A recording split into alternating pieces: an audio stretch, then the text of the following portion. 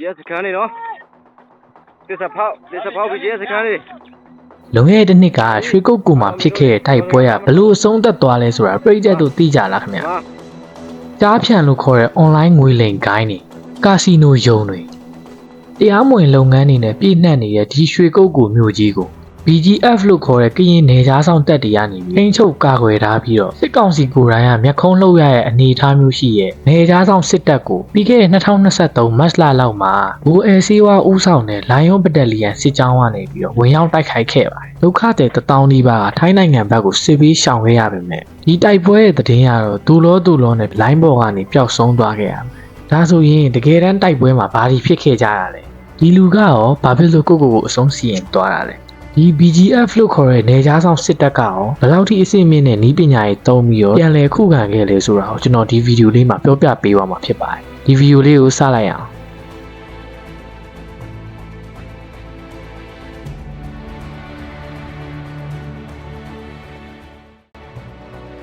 ရွှေကုတ်ကူမြို့သစ်စီမံကိန်းကို2019အစောပိုင်းကာလမှာစတင်ကြီးညာခဲ့ပြီးတော့ရင်းနှီးမြှုပ်နှံငွေဒေါ်လာ15ဘီလီယံအထိရှိခဲ့ပါတယ်ဒီရွှေကုတ်ကူမြို့သစ်စီမံကိန်းရဲ့80%ကိုတရုတ်ကုမ္ပဏီတစ်ခုဖြစ်တဲ့ရထိုက်ကုမ္ပဏီကနေပြီးတော့ပိုင်ဆိုင်ပြီးတော့30%ကို BGF ခေါင်းဆောင်စောချစ်သူပိုင်ဆိုင်တဲ့ချစ်လင်းမြိုင်ကုမ္ပဏီကနေပြီးတော့ပိုင်ဆိုင်ထားပါတယ်ဒီရွှေကုတ်ကူမြို့သစ်စီမံကိန်းဟာနိုင်ငံတကာအဆင့်မီအပန်းဖြေယူတော်ကြီးအဖြစ်ပြုလုပ်ဖို့ရည်ရွယ်ချက်ရှိပြီးတော့ကာစီနိုယုံတွေ online ငွေလိမ်ဂိုင်းတွေနဲ့တခြားလူကုန်ကူးမှုတွေအတွက်ပါရည်ရွယ်ချက်ရှိပုံရပါတယ်ဒီရွှေကုတ်ကူမြို့ထဲမှာဆိုလို့ရှိရင်ကာစီနိုတွေပြင်နိုင်ငံတကာအဆင့်မီတိုင်ကားကွင်းတွေအရှိတောင်အာရှမှာဒုတိယအကြီးဆုံးဖြစ်တဲ့ night club တွေပါရှိပါသေးတယ်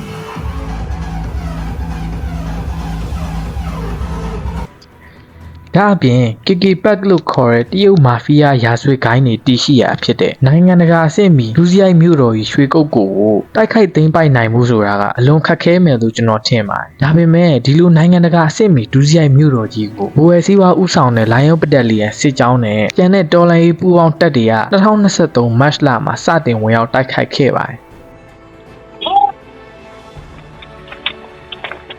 Ma, you get it, no? Yes, can it? Micho.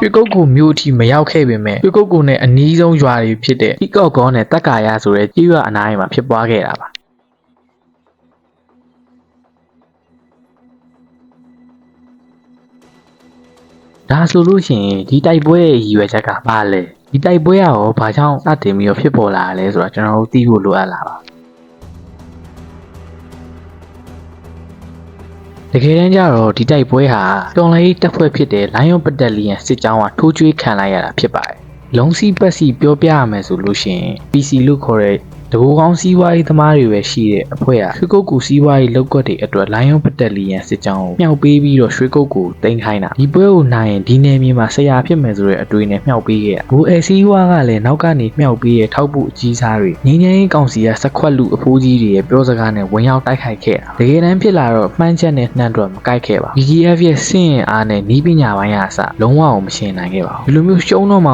တီးတဲ့အတွက် PC ကအစောကြီးကတည်းကနောက်ဆုတ်လိုက်ပါလူနဲ့ပဲ BGF တွေက PC ရှိတဲ့နေရာတွေဝင်သိမ်းပြီးတော့တော်လှန်ရေးတပ်တွေကိုပြန်ပြီးတော့ဝိုင်းထားပါတော့ဒီအချိန်မှာစပြီးတော့ PC ဆိုတာတစ္ဆာဖောက်ဆိုတဲ့ပုံစံမျိုးဖြစ်လာတာတကယ်ကျတော့ PC ကတစ္ဆာဖောက်တယ်ဆိုတာထက်တရေဘောကြောင်တယ်လို့ပြောရမှာနိုင်မလားရမလားဆိုပြီးတော့စမ်းကြည့်ရဲ့အကွက်နဲ့ပါဒီလိုမျိုးရှုပ်ထွေးလာတဲ့ကိစ္စတွေဖြစ်လာတဲ့မြတ်ရွှေကုတ်ကိုသိမ်းလို့မရတဲ့အခြေအနေမျိုးရောက်တဲ့အခါကျတော့မှ PC ကဘိုးစောအဲခူဆိုတဲ့လူကတရင်မှုတွေဖြစ်ကြတဲ့ဘူကျော်ကရောနဲ့လက်ကင်တို့ကို PC ကနေထုတ်ပယ်ခဲ့တာပါဒီအချိန်မှာစောအဲခူဆိုတဲ့လူကနိုင်ငံရေးအရရှုပ်ထွေးမှုတွေရဲ့တံကိုမခံနိုင်တော့ပဲကိုတက်တည်သွားပါတော့တယ်တစ်ဖက်မှာလည်း BGF တွေဝိုင်းနာတာပိတ်မိနေတဲ့လိုင်ယွန်ဘက်တလီယန်စစ်ကြောင်းကအသက်လူပြီးထွက်ပြေးခဲ့ရပါတယ်ကျွန်တော်အနေနဲ့ပြောရမယ်ဆိုလို့ရှိရင်ဒီတိုက်ပွဲဟာဘလို့မှမဖြစ်သင့်တဲ့တိုက်ပွဲပါလက်နက်အင်အားလူအင်အားကိုမကြည့်ဘဲနဲ့ကိုစိတ်ထင်ရလောက်တတ်တဲ့ခေါင်းဆောင်တွေကြောင့်သာမြေပြင်ကတော်လှန်ရေးရဲဘော်တွေဖြစ်တဲ့ PDF တွေကများစွာကြာဆုံးခဲ့ရတာဒီတိုက်ပွဲဟာလုံးဝမတန်ပါဘူးဒီတိုက်ပွဲအကြောင်းကိုဂုဏ်ယူပြီးပြောစရာအောင်မရှိတာပါဆိုတော့က BGF ရဲ့စစ်လက်နက်အင်အားကိုကျွန်တော်တို့တစ်ချက်ကြည့်လိုက်အောင် BGF ပါဆိုလို့ရှိရင်လက်တွေ့ရှည်တန်းမျက်နှာပြင်မှာလက်နက်ကြီးပစ်ကူတွေကိုသာအများစွာသုံးပြီးတော့ .5 တက်ထားတဲ့ကားတွေစနိုက်ပါတွေနဲ့သာအဓိကအသာစီးရယူထားပါတယ် BGF ရဲ့စနိုက်ပါကလည်းတော်တော်လေးကိုကောင်းပါတယ် နီးပညာပိုင်းအရာမှာဆိုလို့ရှိရင်လည်းကာဝယ်မှုအပြည့်ရှိပြီးတော့ကျွန်တော်တို့ drone တွေကအစားပြန်တက်လို့မရတဲ့အထိဖြစ်ပါတယ်သူတို့ရဲ့ဂျမ်မာတွေက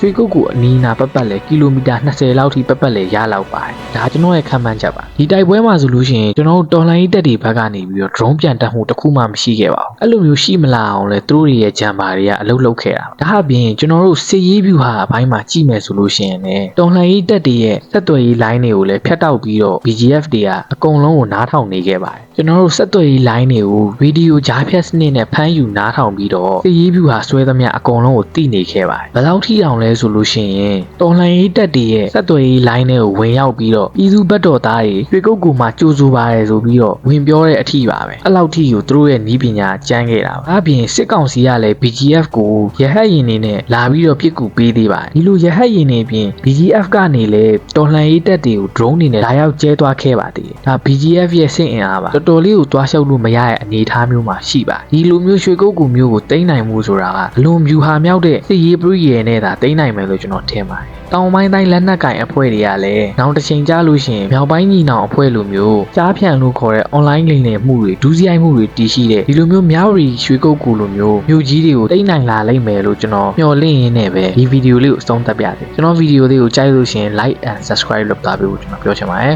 အားလုံးကိုကျေးဇူးတင်ပါတယ်နောက်ဗီဒီယိုမှာပြန်တွေ့ပါမယ်ခင်ဗျဒီဗီဒီယိုရဲ့အဆုံးမှာတော့ကျွန်တော်အမှတ်တရဗီဒီယိုလေးကိုကျွန်တော်ထည့်ပေးတာပါအားလုံးကိုကျေးဇူးတင်ပါတယ်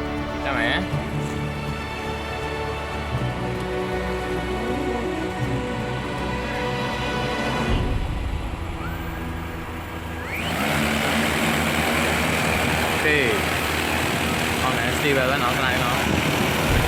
စာဝေးလေးလောက်ကြည့်ပြပြီ